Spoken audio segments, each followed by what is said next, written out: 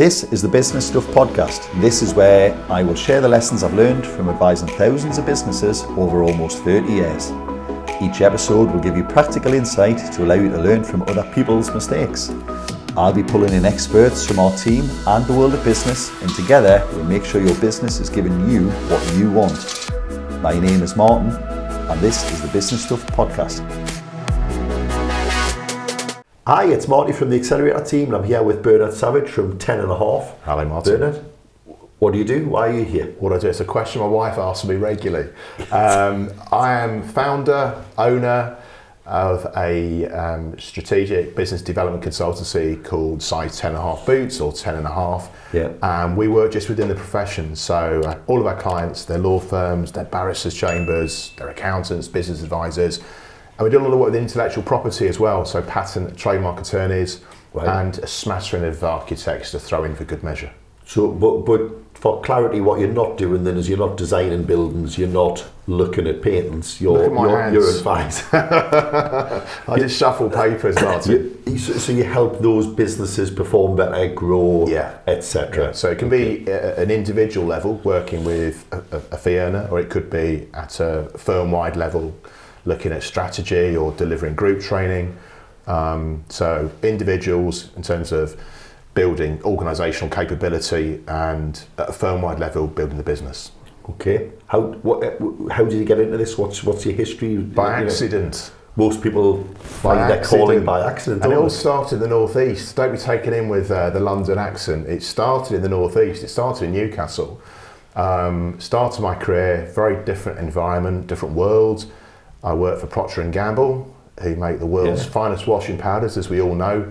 10 years indoctrination at P&G, and here we go. Even though I left 20 years ago, I'm still talking about it, still selling their wares, they're good products. I left P&G, went to work at Shell, which is a very, very different organisation, so culturally. Like small company. You went from Procter & Gamble to a relatively small... No, to a bigger company, Shell. I thought I was making the jokes. Yeah, no, sorry. I'll drop the odd one in. Yeah, we didn't say. No, I thought I was making the jokes. Okay. So you went to Shell, yeah? I went to Shell, and I worked in... Part of their business at the time was a cost centre, so it was basically scientists, and helped to transform that into a profit centre by selling some of the intellectual property. Right. And it was a fantastic job. Benefit of hindsight, I would have stayed at Shell longer than I did, but I jumped ship in 2002, I think it was, and I ended up in a law firm completely by accident. And I was very naive, Martin. I didn't understand professional services. Yeah. I hadn't really done my due diligence. And if the truth be told, I'm not really a detail person. I'm bigger picture. I go with my gut. Ideas, feelings. And consequence of that, having not done my homework, was I had quite a steep learning curve. It was at Eversheds, who a top UK legal practice, international law firm. But what was your role there? Well, there lies some of the problem, because I don't think I'd got the clarity on that. It was never really defined. It wasn't really very well defined. But suffice. What was your job title then? I was marketing director. Yeah. In truth, was I really marketing director? That's debatable, but that was my title. I left Eversheds in 2004, and I made myself some promises. And those promises, which 20 years on I've kept. Never speak to a solicitor again. I'll never work for anybody else again. That was one promise, and I'm proud to say that I haven't. Yeah. Second promise was I wanted to work with like-minded people, and what I mean by that is people within the professions that buy into the notion that just because you're a good solicitor or you're a good accountant or a good business advisor, that isn't necessarily enough to be commercially successful. And the third thing is I wanted to work with like-minded people. I think earlier in my career, as fantastic a company as P&G is, and it's a brilliant company, I always felt a little bit constrained by the corporate machine, and this is how things are done. And what I strived to do 20 years ago, and I am still doing today, is work with like-minded people. And that gives me, I think, a little bit of freedom, because by showing my personality, I know that won't be for everybody, but it doesn't really concern me, because It acts as a filtering system from a business development perspective because it makes it easier to attract like-minded people by being honest, by being authentic. There's a great book on this, which is I always look up there. Any regular watchers, if they exist, always look up there because that's where we shelf it. There's a great Seth Godin book, I think it is, Purple Cow. Seth Godin. Seth Godin, yeah. I don't know how you see his name. I'm a Geordie. Yeah. And he talks about in there about your tea. The idea that if you try and appeal to everyone, you'll not excite anyone. I really agree that, and I think it's very relevant to your clients in that the problem that everyone shares is there isn't enough time. There's not enough hours in a day, and you want to find ways to promote yourself or promote your practice, promote your business in a way that's going to be time efficient, never mind efficient in terms of not spending too much money. Yeah. And by being more honest, more authentic, letting people see who you are and being more targeted, you'll save time, you'll save money, it's more fulfilling, it's more rewarding, it's a lot more enjoyable. Why am I here with you up in the Northeast today? Because I want to be with you. And you'll attract people who will enjoy working with you. That's right. Which makes everything else you do after that easier. And it also makes it more profitable because you get the repeat work, you get the repeat business, and they refer their mates who are like them. Yeah, exactly. And if you go all out just to win work, but there isn't that emotional connection, all that happens is at the end of that particular project, commission, scheme, instruction, whatever you want to call it, there won't be a second year or a second project because there isn't that relationship. You also missold them. They came in under a false. You weren't what I expected. It'll be hard work. It won't be very enjoyable.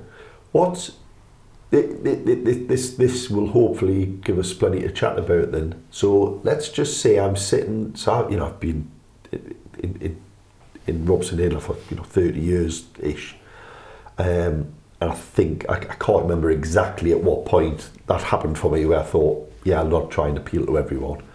But let's just say you're younger than me and you're thinking, well, how do I find that then? But also, how do you balance personal brand, if we call it that, with firm brand? Okay. It's all right if it's just one or two person firm because they're the same.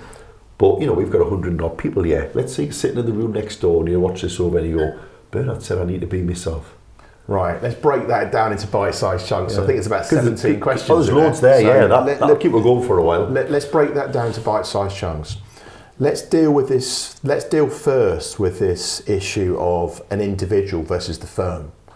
And the parallel I would make would be in a family situation. And again, speaking personally, as a parent, not as a business owner, I've got 4 children.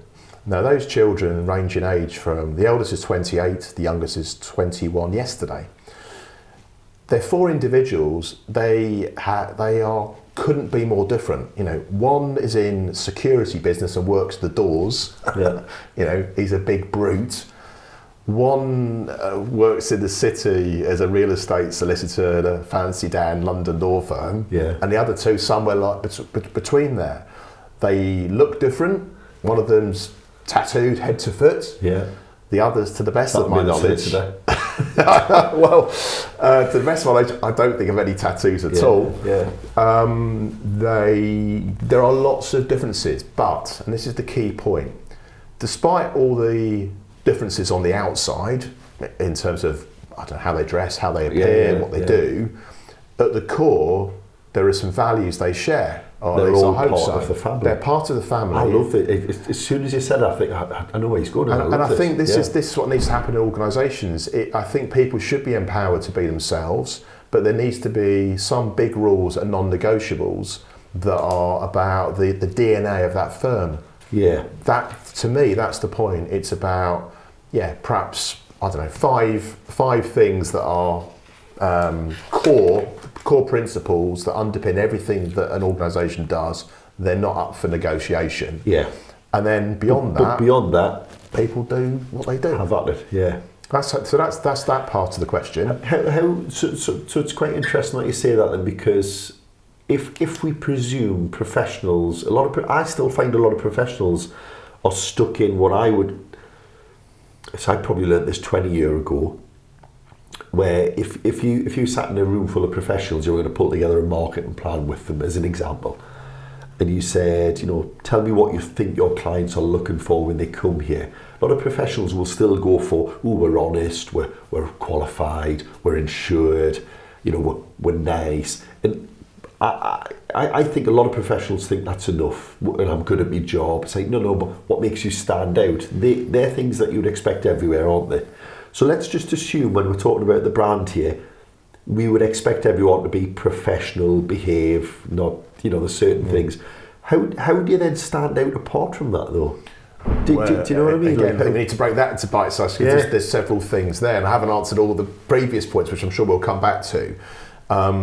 The starting point here was, it should be that I believe every organisation, certainly in the business-to-business environment, should be asking somebody independent, somebody from outside their organisation, to go and interview key clients or key intermediaries.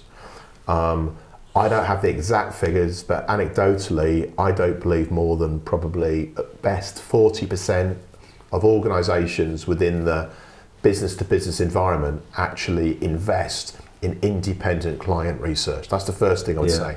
Now, even if, having done that research, what comes back is not particularly exciting or illuminating because clients say what you thought they would say, well, it validates, so that's good. But also it demonstrates to the client. Confirming something properly has value. Yeah, for sure. What it also does is it demonstrates to the client that they're valued, they're being listened to. Yeah. So it gets around the issue of complacency. And that's if you don't learn anything. Just to stress, this is clients, not your target audience. This is clients. So if you only deal with engineering firms in your firm of solicitors, the engineering firms who are already in your client bank you're talking about, not go and ask engineering firms what they want. You're asking exactly. So I think that's one thing. Now, in terms of your targets, the people you don't know, I think there's probably a learning from the B2C market. Certainly, if I go back to the start of my career at Procter & Gamble, organisations like P&G, and even much smaller organisations than P&G in fast-moving consumer goods, in retail sector, in hospitality, automotive, leisure,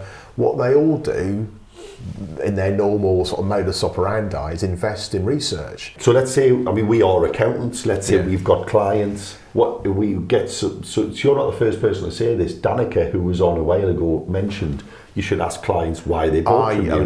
What type of questions would you... I ask questions around, what do they do well, what could they do better, how does it compare with other advisors, and then I'll home in on particular areas to do with pricing, communications, brands. It's what you'd expect. Yeah. Are people just not doing that then? At best, it's relatively expensive, I suppose. I don't think, it's perhaps a conversation we'll have later on, but I don't think, if I look back over 19 years I've been doing what I'm doing now, I've been instructed to do all sorts of things, from talk at away days to do some networking training, do this, do that. But if I analyse everything I've ever done, and you said to me, what delivers the best ROI for the clients, i.e. you, I'd say you should be doing client research.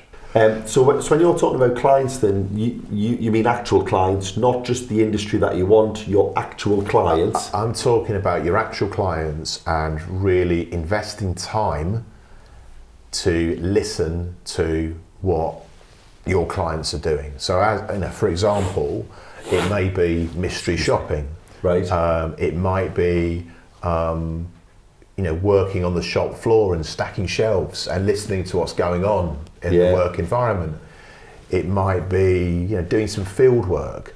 But where I think there's huge value that I think certainly professional services could learn from is what happens as a matter of course in retail. Retailers at their most senior level, at board level, they will find time to stack shelves. They will find time to talk to shoppers.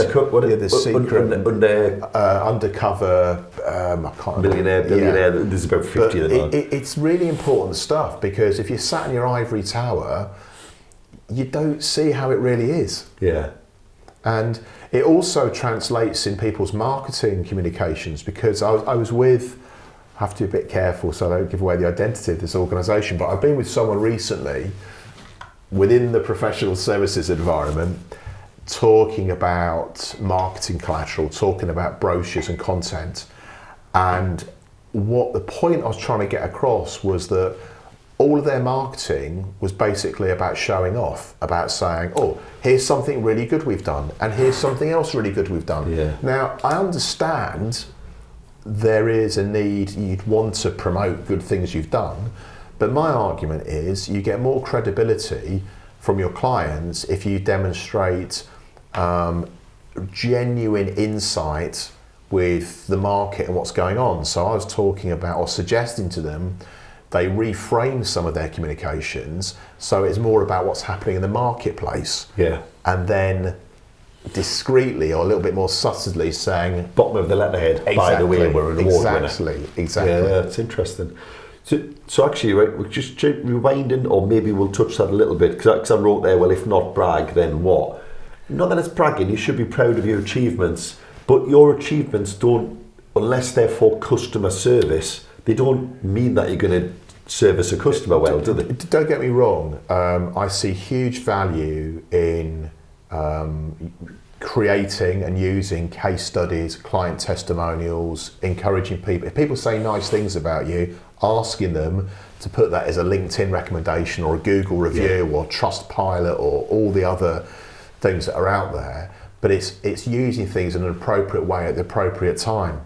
Yeah. But when you're trying to sell, people have to buy you. There has to be an emotional connection first. They have to trust you, and a way to build trust is to show that you understand the world of the people you're trying to influence. Yeah. You can put yourself in their shoes almost. Exactly. You know the problems they face, and you know how to solve them. You've articulated it much better than me. It's exactly that. It's the but ability. You're the one with a name based on shoes. Boots, but yeah. Boots, sorry. The boots and shoes different sizes. Well, oh my word.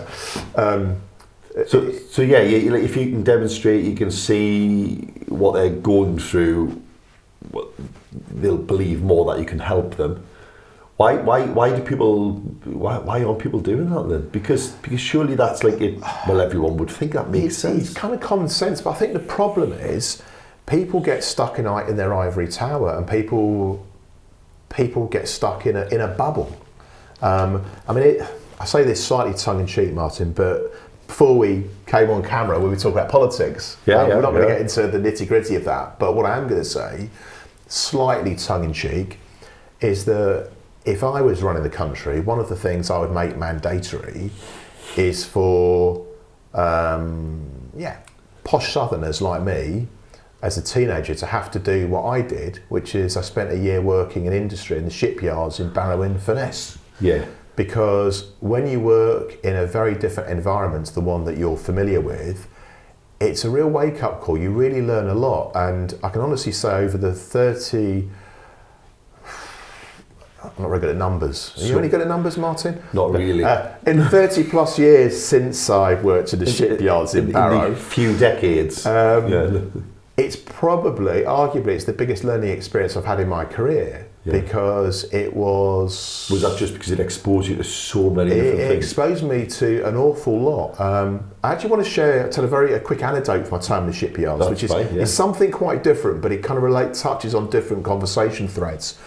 And it's to do with health and safety training. Now, before everybody switches off, because it doesn't sound very exciting, does it?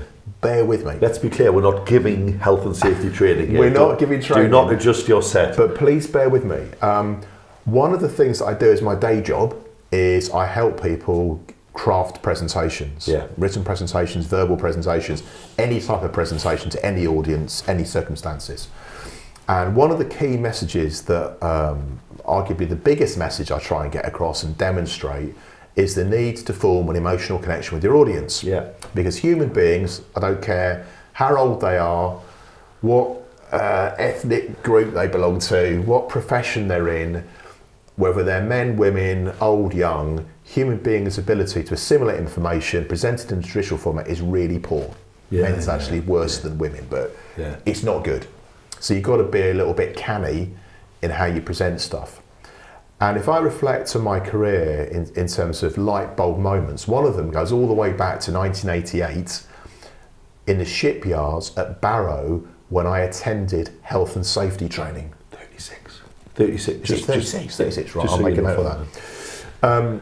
So what am I talking about? Well, you know, I'll level up, I'll be straight with you.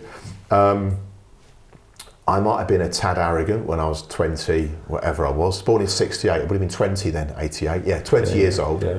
And I saw the health and safety training, and my initial reaction was, what on earth do I need to go to health and safety training for? I work in an office, it's not that dangerous, is it? So I wasn't as positive, as enthused, or as focused. Quite dismissive. Yeah, a little bit dismissive. And I went into this, the best way to describe the space I was in, it looked like, I suppose, an aircraft hangar. It's this massive space. And we all gathered for the training, and the presenter put up on the screen, on the projector, one image.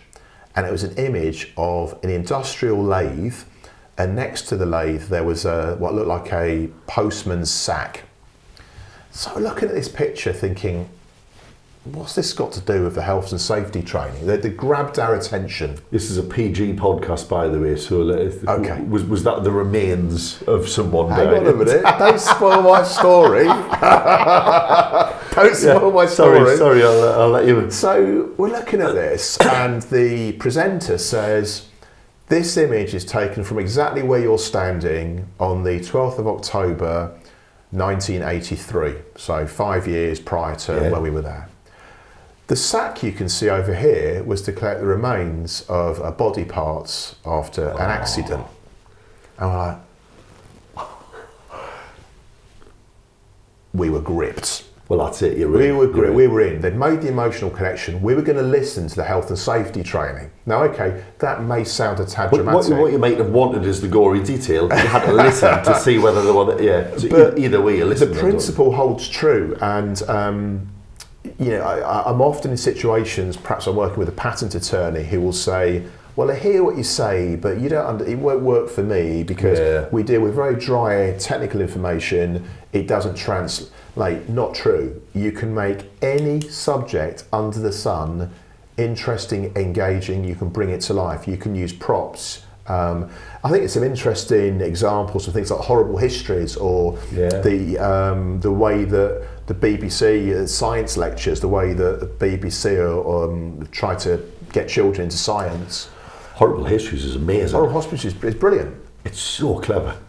But it's all the same principle. So you know, like horrible things like the Romans did with spears. You're like, yeah, but you learned. So I mean, how is this relevant to listeners and what we're talking about? Well, it's relevant because when it comes to marketing and it comes to business development, the first thing you got to do is you got to be able to form a connection with people, and you can form a connection with people because they can see that you're credible because you've got your hands dirty, or you can form a connection because you've engaged them, because you've shocked tactics, or you can create theatre. Have you ever seen War Horse at the play? I've seen the film, but not at the... Right, well, I mean, it's amazing because when you actually look at what it's really about, it doesn't sound very exciting. You know, it's a horse, and at the theatre, you know it's not a real horse because I don't think you can use animals in not even a horse, it's not even a horse.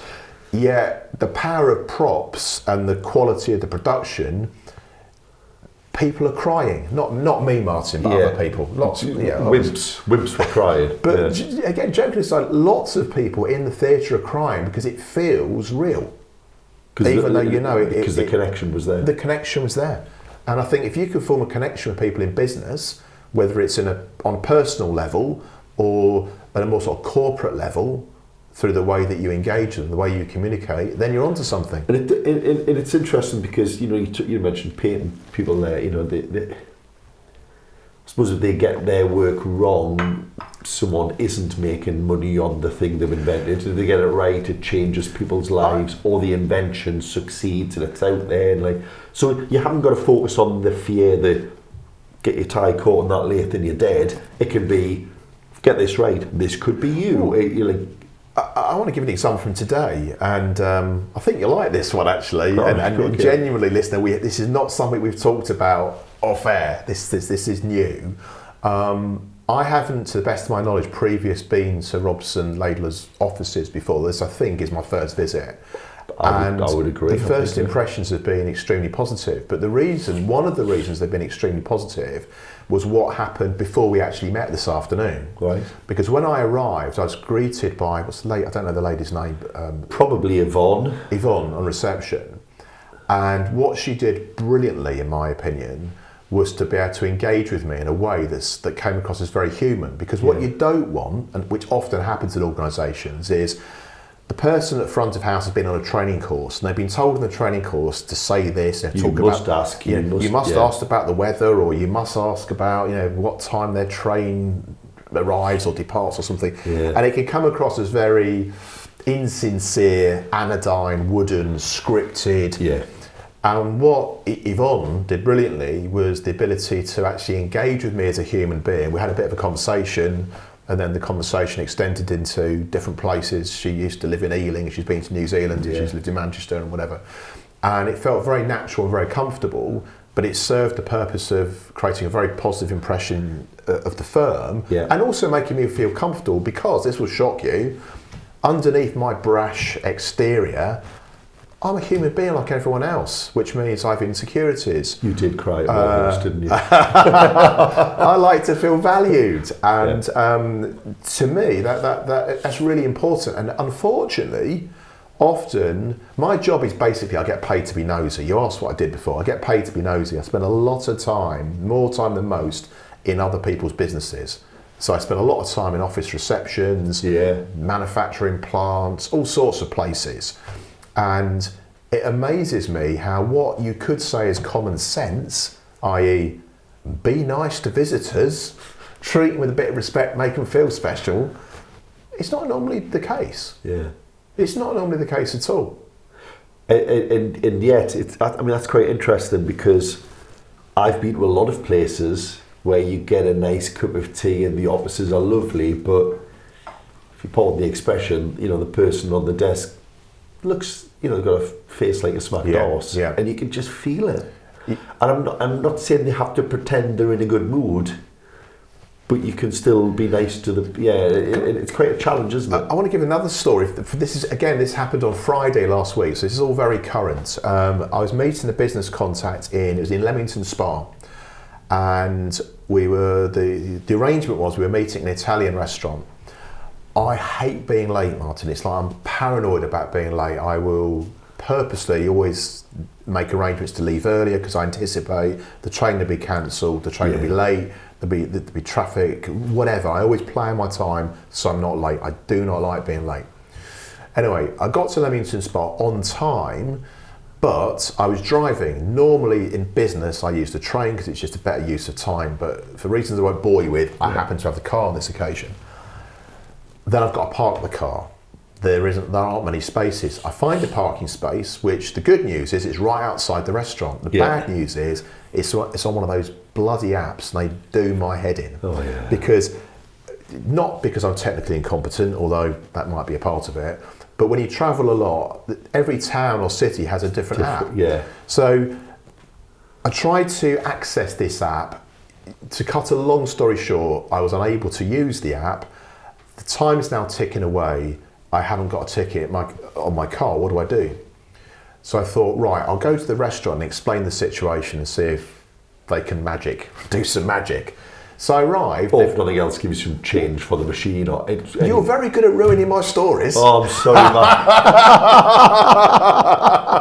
Yes, that's exactly what happened, but I was going to create a bit of theatre around it. Go on, so I go into the restaurant. They don't know me. I've never been there before. And I explained the situation, and the chap said, don't worry, we'll be able to sort this out. He opens the till. There's no money in the till because there's no coins. He said, not a problem. He goes into the staff area, scrambles around in some pockets, comes back with £2.50. That's the result of that £2.50 was that he immediately had a happy customer. There's a halo effect. I go into the restaurant feeling positive. The food tastes better. The food tastes better. All of a sudden, He did get a bigger tip. I won't say what. It wasn't being ostentatious, but it was a bigger tip. It was more than the £2.50. I can assure you. But also you feel, well, that was above. Absolutely, it's part of the experience. And I think when you're dealing with, unless you're just selling commodities, if you're selling widgets, well, a widget's a widget, arguably. But where you can create value by making people feel good, and there's an experience, there's a quality of service, people remember that. They will spend more money. They will tell other people. It's just good business. And I don't understand why, even though this is kind of common sense, because when you see it and you experience it, you're on the receiving end, you know what it is. It is the exception, not the norm when it happens. And I think there's things organisations can do to make it easier. And it's more than sending people on training courses. It's things like, goes a little bit back to the values discussion we had earlier on. If you empower your people to use their own judgment, they'll make better decisions. If you give them some license to operate, so in this situation, the chap opened the till. He was going to give me £2.50 from the till. Now, in some establishments, which in another business you would have got bollocked for that. Exactly, but it was the right thing for him to do. And if I'm allowed to praise Procter & Gamble for a final time, because it did have a big impact on my career, that was very much the P&G ethos. You were not micromanaged.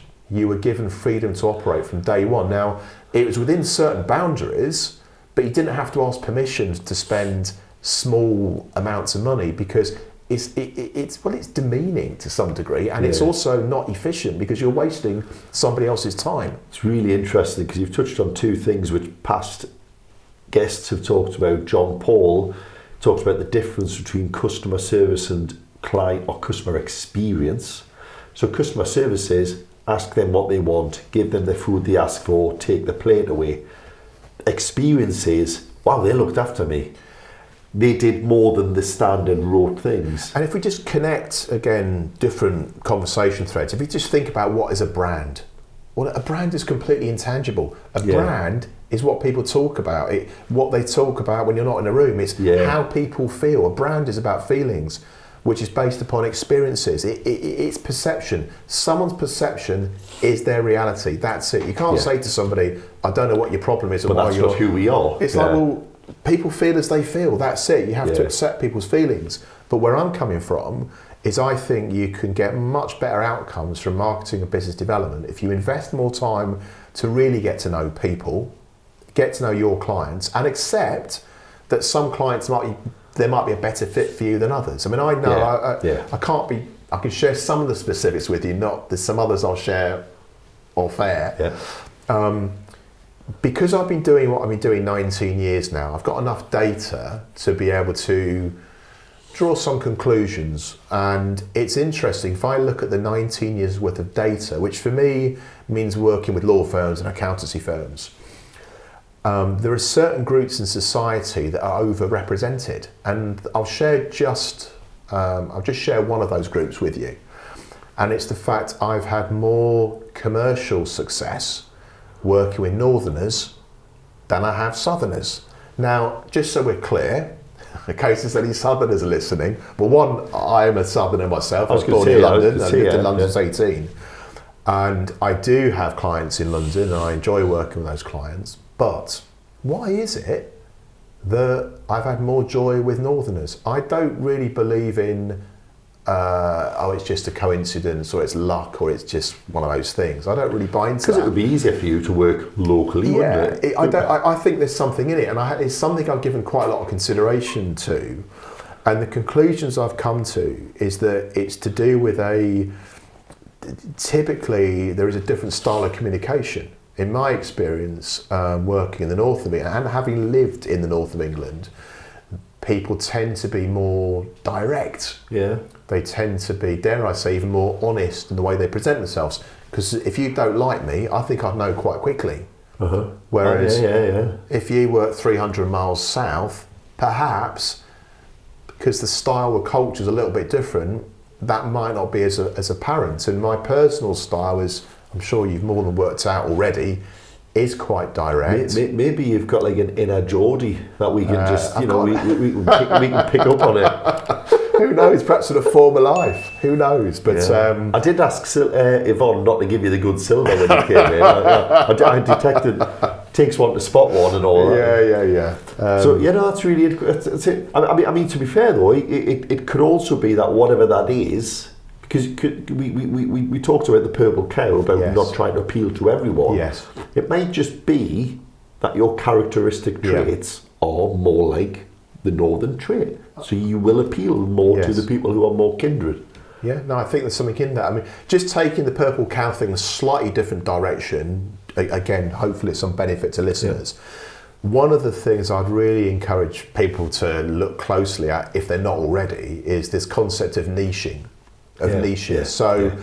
Niches can manifest itself in so many ways. We've talked about where people are from, that's a niche, but a niche can be a sector. And when you think about sectors, where I'd encourage people to think is subsectors. So for example, let's just take education as an example. Now, if I was being controversial, I'd say there's no such thing as the education sector. There is a state maintained, there's private education, there's special education needs, and there's higher education, there's further education. There's all the different age brackets, and there's age all brackets. The different schools are different. And the thing to bear in mind is that if you are trying to influence people within those particular subsectors, to give those people confidence that you understand their world and you can form that connection, you need to be specific. Your terms of reference have to relate to that particular niche. I'll give you an example. Very early in the life of 10.5, I remember a very poor pitch that I made to a law firm somewhere in East Anglia. I remember it very, very clearly. And halfway during my pitch, I should explain, at that point in time, I was very proud of the fact that one of my biggest client was a law firm called Addleshaw Goddard. And anybody who understands the legal sector will know that Addleshaw Goddard are a very well respected top law firm. At the time, they were about 15th biggest in the UK at the time. So in my sales patter to this law firm in Norwich, I'm saying, obviously I work with Addleshaw Goddard, and I've done this with Addleshaw Goddard, and Addleshaw Goddard, and Addleshaw Goddard. And there's 20 partners in this office, and one of them just puts his hand up and he says, Bernard, if I can just say something, we've heard a lot about Addleshaw Goddard. Now, they're a very impressive law firm, and credit to you, because if they are instructing you and you're getting repeat work from them, well, you're good. I'm sure you're very good at what you do. But we ain't Addleshaw Goddard. Yeah. We're a small legal practice of 5 partners in Norwich. Yeah. We want to know whether you've worked in Kings Lynn, Hunstanton, Thetford, Lowestoft. Do you understand our world? And it was another sort of light bulb moment, because what it has taught me since is to be very considered and selective with the reference points you use when you're engaging with people. Yeah. If I'm talking to you, Martin, and I'm trying to woo you, I'm going to talk about the fact that I've lived in Gosforth. I'm going to talk about the fact that the lovely walk in Jesmond Dean. I'm going to talk about local. The Beamish Museum. You need to be able to do that authentically, though, don't you? Of course. Don't pretend you've been to someone's local gaff if you haven't. I'm pleased you brought this up, because it's... what you're not saying here is do some advance. Don't do what comedians do, where they go, I love Lowestoft, it's got my favourite. And this is key, because there's only 3 ways that you could ever offend me, Martin. There's only 3 ways. Yeah. And one of them would be to sort of question my authenticity, because that's a biggie. So absolutely. And I see often, unfortunately, in the context of sort of formal networking, where people that pretend to be interested in the rugby or the football or whatever it is. So absolutely. But where... Some famous political moments as well, isn't there? Who was it who was asked what colour apparently their favourite team plays in? Was it David Cameron with Aston Villa? Might have been Cameron with Villa. It might have been David Cameron. Something like that. If you're listening, David... Sorry. He's not listening. Why would he care about business? Go on then, 3 ways. Yeah, oh my word. Question your authenticity. I think I'd react very negatively if you didn't take my life obsession with Mansfield Town Football Club seriously. That would upset me. The other ones would be accusing me of being lazy. That goes back to a German teacher I had when I was 14 years old who put in my school report, Bernard Savage is bone idle. Seriously, mate, Mr. Heath, you just didn't know me. I've never been lazy. Just wasn't good at languages. Yeah. Don't assume that what I do for you when I'm with you is what I do for everyone. So if you're listening, Mr. Heath, and what's the other one? Oh, the other one is scruffiness. I take pride in my appearance. I've got a big wardrobe.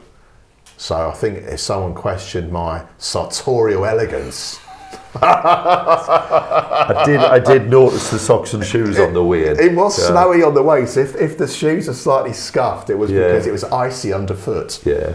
No, that's okay. Well, I'm not judging her. Don't worry. Well, listen, because we've talked a lot of different things. We started with personal brand versus business brand. We talked about how there will be some core elements you can't play with, but you can then flex within that. And let's dig in there, because I think that's one of the really interesting battlefields or areas of opportunity now, because you've got LinkedIn, which is an individual thing. Your Facebook is an individual account, but yet there is normally a business page, and it's never been easier to have your own individual flair within a constructed environment. Would you say? Yeah. Is that a risk and an opportunity? You've got a good way of asking questions that need unpicking. Don't have yes no answers. And there is a lot to say, so let's try and unpick some of this. Within a business context, keep it simple. I think for the majority of people listening to us, I think LinkedIn holds greater value than Facebook. For the majority, there will be exceptions. Yeah. LinkedIn takes a lot of flack. I deliver LinkedIn training, and it's I know that there are many business professionals that have a dim view of LinkedIn because they'll say, oh, it's just people talking rubbish and it's recruitment consultants. Well, yeah, there are lots of people talking rubbish. Both those things are true. But however, it's not just that. It's definitely however, do not confuse strategy with execution. Just because something isn't executed well doesn't necessarily mean the strategy is flawed. I would argue that used appropriately, LinkedIn is a powerful channel to communicate with your clients and with your targets. Yeah. Now, the devil's in the detail, and this is difficult because the range of people listening to this, I'm not going to dismiss Facebook or other channels, but I think within the business community, LinkedIn holds more value. Because people by people, I think where LinkedIn has more power is on an individual level. I'm not convinced at a corporate level, for Robson, I don't know what the facts are, but for Robson Laidler as a corporate entity, I can't imagine the LinkedIn page is doing an awful lot, because that's not really how it works. I don't know the data, we've got the data, but I'm fairly certain that my personal activity on there has a significant, probably 5 to 10-fold amount of interaction and response and engagement than the Robson Laidler page, mainly because I'm connected to people like me who I like, etc. But and also the stuff I put out there is more me than Robson Laidler. I still think even the people that are using LinkedIn relatively well don't fully realise its potential or use it as strategically as they should do. Yeah. So on the one hand, if you were to do an audit of some of my LinkedIn blogs, on the surface, some of the content you might be thinking, why is he posting that? Or what's that got to do with anything? But there will be a reason, because at a macro level, there'll be a reason why it just might not be obvious to you. It's the pieces, it's all trying to fit into a certain narrative. And that narrative is around being practical, well-grounded, commercial. I'm not up my own backside, well, a little bit sometimes, but I try not to be. Yeah. And it's not about theory. It's about how do you get from A to B. And what I try to do, and this is based, I want to go on record, and I'm going to name a name now because it's a positive story. In the very, very early days of 10 and a half, I'd probably only been trading 18 months or so, I came across a guy called Andy Green is his name. And Andy Green is from a PR background, but he's different to any other PR. I've met a lot of PR people. He's not like any of them. That's a promise. Not like any of them. And he's from the East End of London. And I can remember him when I'd never met the guy in my life. And he came up to me and he said, you take yourself a bit too fucking seriously. Sorry, I don't know if I'm supposed to swear on it. Probably not, but there we go. It's not PG-12. I was kidding, yeah. And I'm thinking, you're a bit direct. And he went on to explain that basically I wasn't doing myself justice because the way that I was expressing some of the ideas was just, I was taking myself too seriously. And what did you mean then? Was that not in your own voice? Or it was in, his view was that some of the messages in terms of why size 10.5 boots exists, and basically I wasn't using my personality in the way that I could be, because you're missing a chance. And I think some of this is to do with the education system and perhaps bad bosses we've had, or the inherent conservatism of the professional world, because I certainly had the view in the early days that it would be unprofessional to let people see who I really am. Because they might not like some of the music I listen to, or like some of the people I associate with, or whatever. And so I've got a lot to thank Andy for. Andy gave me the confidence to be more overt in projecting who I am. Because, as we said earlier on, in being more honest, you actually make it easier to attract the right type of clients. And if you don't win certain clients because they don't like your style, well, they weren't going to be comfortable with you anyway. They weren't going to be comfortable anyway. And one interesting question I hear a lot mainly about the education system, and this isn't just a kick at teachers generally. Because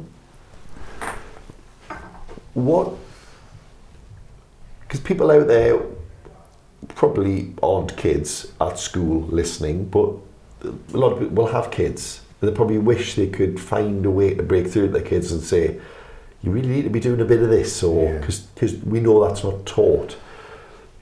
I've came up with an idea that I'm going to do with my 14-year-old. I'm just going to make him get what I would call a Saturday job, maybe a holiday job or whatever, I don't know. I basically, there's a local coffee shop. He's definitely going to do a few weeks there over next summer. There's a local gym. He loves the gym. The gym guys kind of went, you can come in and do a couple of shifts here. He said he would happily go onto a building site and dig holes for a couple of weeks. He wants to get different experiences, which is great. He's very shy, so he doesn't actually want to do it, but he appreciates the need to get these different experiences. What would you say, the parents probably listening could do for their kids to help them get out of the fact that we know there's a lot of skills not being taught at school? What you mentioned you learned so much when you went up to Barrow and you did that. Like what? I think, right, and again I speak as a parent here. All my 4 children have all done different things, but they've worked in pubs. I worked on markets, shops. I think anything that gives you exposure to the public, where can only be a good thing, can't it? It's working with the public and recognising that there's all sorts of people out there, and it's the ability to deal with difficult people, stroppy people who don't communicate very clearly, dealing with difficult thinking and problem solving, thinking on your feet, being under pressure. Being in a pub where you've got people all trying to get your attention. Where's my order? And they've been drinking. Who is next? Yeah, and they've been drinking, and there's lots of noise. Just say the wrong one word can cause it. Yeah, and they want that particular type of whiskey or that particular gin. That's for that. Your days, but never mind. I think those skills are. So how do kids get that thing? Because it's quite hard. Kids can't work in pubs, probably. I mean, I was a glass collector, but I'm not sure that's going to add counts. much. But I think it does. I think it does. I think. But do you agree that getting those Saturday job type things under your belt can only be a good thing as a kid, and getting work experience, and it'll help you find your voice as well. Well, who are you? What do you want to do? I mean, just tell them that's what they've got to do. Oh yeah. Force them out the door. I think a lot of parents aren't I think too often children are wrapped up in cotton wool. Yeah.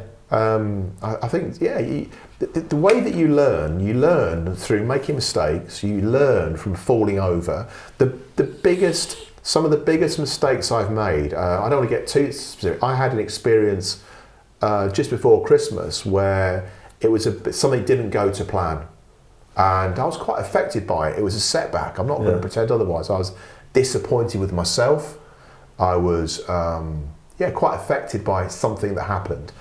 But I took it on the chin. I did some reflection. I wrote some notes.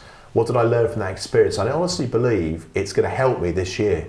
Right. Because all of us at times are a little bit complacent, or perhaps we cut corners. And I shared with you the mistake in the law firm in Norwich all those years ago. It was actually, over the years that have followed, it's helped me make fewer of those kind of mistakes. As long as you learn from mistakes, and I think bosses should empower their employees, give them license to operate, allow them to make some mistakes, so long as they learn from those mistakes. Create a safe environment.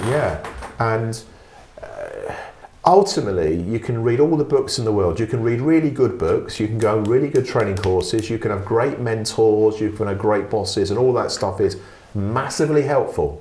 But there isn't really anything that replaces just doing it. Yeah. Getting your hands dirty. Give it a go. Just give it a go. And perhaps I've been lucky in my career, but I've been in situations where I've been able to have a go. And for sure, I make mistakes. I think, I mean, it would be a poor boss who, I'll take a different approach to this sentence. Ironically, there are a lot of employers out there, we see them when we're coaching people, we see that they've got no guidance, no structure to what they want from their teams, but yet also will then criticise their teams for taking initiative and filling in the blanks. Well, it's such an interesting dichotomy. I'm, as we speak, delivering some training for an organisation, the Train the Trainer training. And it's interesting because one of the pieces of feedback I gave, the trainees were talking about some of the problems they're having, i.e. the people they're asking to do stuff, they're not getting the desired outcomes. Yeah. But when I was asking questions about having a induction or structured training program, or providing some pro formas or checklists, or mitigating risk and practically making it easier, none of those things exist. And I'm thinking, well, there's your answer. Yeah. And if you look at high pressure environments, so I'm thinking about the aviation industry, I'm thinking about an A&E department in a hospital now, and also construction industry is another example. In each of those three sectors, because ultimately people's lives are at risk, they understand the importance of checklists, they understand the importance of protocols, and even something, and I'm, if there's anybody in the medical profession listening, I think they'll be able to testify what I'm going to say. If you go into hospital and you're having surgery on a leg, part of there is a checklist to make sure it's the left or the right leg. Not this one. And I know it sounds really kind of obvious stuff, but well, I mean, the sinister bit about that is someone who's woken up and had the wrong leg cut off. Well, it does. So hold on, that can never happen again. But again, it comes down to statistics, and I think there's a lot. There is a book, I can't remember off the top of my head who the author is, but I'll find out offline about checklists, which doesn't sound very glamorous. That's the Checklist Manifesto. Is it Atoll? That's it. Yeah, that's the book I'm referring to. Atoll. And I think it's excellent. It begins with G. The surname begins with G. Staggeringly good book. It's really good. And there may be people listening thinking, well, that's got nothing to do with us because we're not in the medic. No, it's got everything to do with you. Oh man, the concept and what the author brings to life or elucidates is that statistically, where checklists have been put in place, it has a significantly positive impact on outcomes. Because I think it opens with this idea about when you put a needle. Somebody comes into A&E with a stab wound, don't they? But one of his initial breakthroughs was what's that thing called? It's not a catheter, cannula. It's like, oh, well, when you put a cannula in for someone who's unconscious, in a coma or whatever, actually they get infections all the time. Yeah, but we know how to stop that, so why does it happen? And it was, well, you know, there might be 6 steps. Clean the thing, put the brown stuff on, the sanit, like, da-da-da-da-da-da. It's like, oh, so they observed, and it wasn't happening all the time. So they said, oh, we're going to have a list to tell you the 6 things. And the rebellion went, we went to medical school from 94, we know this, but you're not doing it. I'm going to mention Procter & Gamble for the last time, I promise, but it takes me back. You know, I left P&G 24 years ago. Off the top of my head, I can remember the sales process that we were taught in 1990. Summarise the situation, state the idea, reinforce the key benefits, explain how it works, close. I haven't rehearsed that for now. I remember it because it was drummed into you. Yeah. And when you look at elite... But it's not by chance. I think what people mistake with a list is they think, I don't need a list. Yeah, but the listings, it's not by chance that those things are the best things to do. Exactly. And someone has learned the mistake and thought to put it down for you. Exactly. When you look at, this manifests itself in sports, an elite level now at sport, all sports, I don't think there's an exception, whether it's an individual pursuit or team sport, things are broken down into bite-sized steps. And I think one of the real breakthroughs was actually in rugby, which isn't one of my preferred sports, but it was Clive Woodward, coach of the England rugby team in 2003. Probably what you're going to say. And he talks about non-critical essentials. Yeah. And again, if you're interested in sport particularly, even if you're not interested in sport, you should read Winning by Clive Woodward. Just change that to business and it works. Exactly. Because I saw him speak probably 6 months ago online, and he talked about how they brought in, they gave out, every rugby player got a laptop. They were like, what would do with this gaffer? Like fingers bigger than buttons kind of thing. And he said, we're going to watch, we're going to use data. And we're going to do that way before anyone else. We're going to see where everyone runs. We're going to use that. It's like, why would you not use the information in front of you to then improve your performance? And unfortunately, so many businesses don't do that. Unfortunately, businesses largely, they're often run on inertia. Yeah. They're based on people's hunches. And people don't, or people do what they see other people doing. So networking is a great example where you see a lot of organisations, they go to the opening of a paper envelope, they go to the same old events, and when you challenge them, they say, oh no, we need to be seen there. The accounting industry does this, does it? But does it work? Well, no one's tested that. Listen, you bring me all the way back to something I wrote back down really quite early. Net Promoter Score. Yeah. And the area I'm going into here is about how much detail do you get from your customers or your clients, because you said you got to ask them, and we did have a bit of editing earlier, so there was a lot of noise at this end. So whether this was in the final cut or not, I'm not sure. But you talked about how it's an expensive process to do it properly. So one thing we do is we run the Net Promoter Score. We get canny scores, and we're really happy. Above average scores for industry, and we'll love that. But it only asks one question. If anyone doesn't know what Net Promoter Score is, it's how likely are you to recommend Robson Laidler to other people. And it's a pure score, 1 to 10, or 0 to 10 possibly. And it's a great, simple cut through for your likelihood of being recommended. Arguably, that's not enough to ask your clients, though, is it? You need to know more. You need to know why they would, why they wouldn't, what they like the best, why this. Where do people go on this if they just want to not get carried away, but they want to start asking more? How can they do that? Well, they can contact me for one thing. But I get that. What can they do?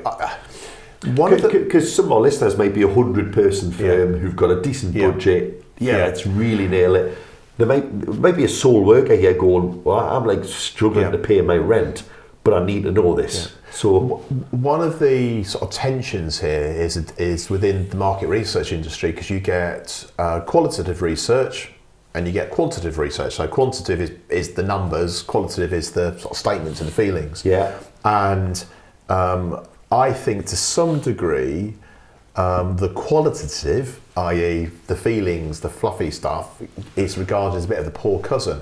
However, I would argue that actually qualitative research is of greater importance to organisations, because this is about engaging with people and giving them the opportunity just to speak. People want to be heard.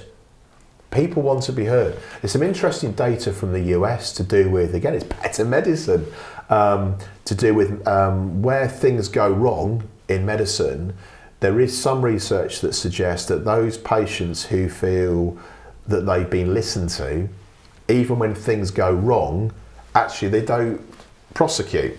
Yeah, it's a very litigious society. It's a very litigious society, but ultimately, this is about is listening to people. And I think if you're too mechanistic and you focus on just the numbers, I'm not in any way rubbishing Net Promoter, which is a proven, a very well established, and I'm not knocking it at all, but I'm just being challenging and putting it out there. Oh yeah, no, I open with, I'm not sure that's enough. Having structured conversations with people, you give people the opportunity just to get things off their chest, is really valuable. Now, in terms of what that looks like, the approach that we take is we basically break it into 5 or 6 areas. We start off with how's it going, what they're doing well, what aren't they doing so well. Then we probe specific areas around communication, around pricing and value, around marketing, client service, brand. And these are conversations rather than just tick boxes on an online This form. is not tick box. No, it is a conversation. It's a conversation that has a structure. Because you don't know where the conversation is going to go. You need to allow that to flow. I mean, I have a framework of about 15 questions, but I don't ask all the questions. It's just a framework. Yeah. I ask a question and see where the conversation goes. It's just a framework. Now, for those people that are being critical, they could say, well, how are you going to calibrate that? How are you going to compare one? Yes, I get that, but I've been doing it for 19 years. I was going to say, it's a bit like saying to a tax advisor or a business coach, well, how are you going to spot the problem and fix it? It's like, well, when that's your topic, I've interviewed hundreds and hundreds and hundreds of people of every background and denomination you could imagine, from a fisherman to somebody at a Catholic boarding school, to a surgeon, to property developers, lot. Yeah. Finance director for a football club that he ended up going to prison. I won't say which football club it was. Didn't get to prison because of our conversation, you understand. I was going to say, what did you ask him? Was this asked under oath? It was a bent FD of a professional football club. People will know, but I'm not going to say which one. Yeah. There's a couple, not a million, not too close to it, but down the road a little bit. There was some interesting stuff. So we normally like to finish the Bernard with, and we could have talked on 100 topics for 100 hours. I dare say we'll continue the conversation because you're hanging around for a while. But what's the one thing that people are just getting wrong on? Well, it's quite hard because we didn't nail what the topic was before we started. If we talk about their marketing, then what's the one thing people are getting wrong on their marketing? I think the first thing is too often when marketing comes up in conversation or business development, people jump to solutions, and those solutions are very tactical. Shall we go to this event? Shall we buy these, I don't know, gimmicks? An advert there. An advert, chuck it, wasting money on advertising. And I would just take a step back and suggest a couple of things. Number one, understand that in any business, and I don't care what your business is, any business has 4 key strategic pillars. It has a finance pillar, it has a people pillar, it has one to do with operations, and the 4th one is this umbrella term, clients, marketing, BD. Understand it's a strategic activity. So at a very macro level, you've got to look at it in that way. The second thing I would say is that, again, I said before, I get paid to be nosy. I have seen hundreds and hundreds and hundreds of business plans over the years, and the vast majority of them are not worth the paper they're written on for a whole host of reasons we don't have time to get into now, but they're rubbish. One of the practical things I would suggest that make all of this easier is, before you jump to the solutions and the business plan, use what I call a business canvas. Now, the concept of a business canvas is not my idea or my thinking. If you Google business canvas, there are different versions of this. If anybody really wants a particular one, I can send you my version, my adaptation. But it's basically an exercise that forces you to ask some questions about yourself. Some real questions about focus. And that's about well, what's really the right client for us or for me? Like really? So I'll give you an example. Law firms, many law firms will say their strategy is to target high net worth individuals. Very common. I don't think that's good enough, because high net worth individual, if you want to target... They're not all alike, are they? They're not alike at all. Some scuba dive in the Maldives, others still turn up at 6 o'clock at night. When you say high net worth individual, do you mean somebody who's got a chain of fish and chip shops? Because they could be a high net worth individual. Do you mean a professional sports person? Because they hang about in very different places and probably... and so on and so forth. So I think that's the first thing. You've got to get into the detail. Yeah. You've got to really unpick things and say, what do you mean? I'll give you, going back to the northern thing earlier on, I focus on the legal sector as one of my target audiences, but there are 10,000 law firms in the UK, and I would argue there's probably only 1,000 of the 10,000 that are really that I should want to be visible to on my watch list, because they meet certain criteria. Yeah. And the northerners is part of that. It's not all about northerners, but that's part of it. So I think, and then what the next thing I would say? Because some people will go, but you're excluding 90% of the market. Don't care, right? But the reality is, you can't serve 100% anyway, can you? Number one, for sure, you can't serve everyone. So why try to be bland? Don't delude yourself. Yeah. Like, just be realistic. And it isn't to say that you can't work for people that aren't on your business canvas or business plan, because some work will just appear and that's fine. You'll trip over some. You'll trip over some. This is about, with limited resources, time, money and energy, where you're going to focus your time. That's it. And it's about stacking the odds in your favour. Now, there are plenty of northerners that I don't get on very well with, in the same way as there's plenty of southerners I get on brilliantly with.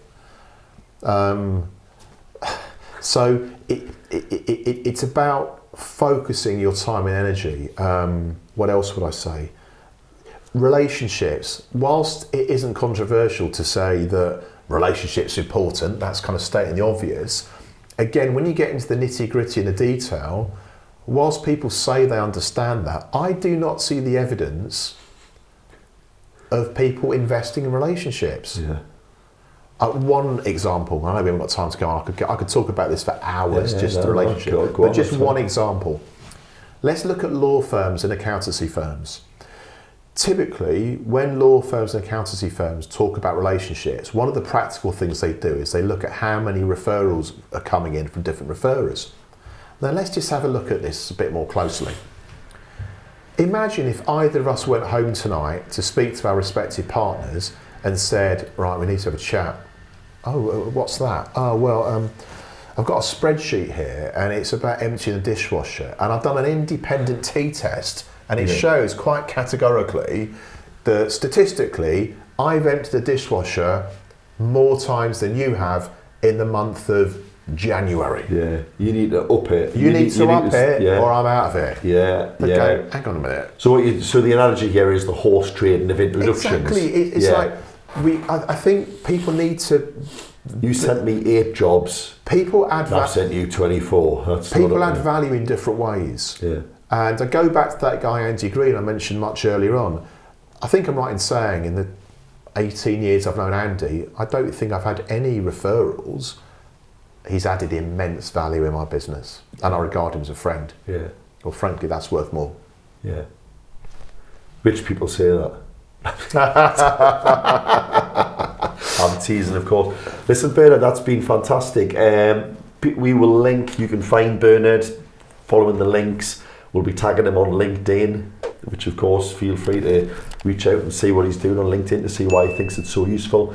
Well, thanks, Bernard. That has been good. And for a southerner, like I say, you know, you're almost one of us, which won't endear you very well to anyone you go home. But no, thank you very much. You're certainly welcome in Newcastle anytime. You're very kind of enjoyed it. Thank you. Thank you very much, sir. Really appreciate it. Cheers. We hope you enjoyed that. Like I say, reach out to Bernard. I'm sure he'll happily tell you more about any topics you've raised.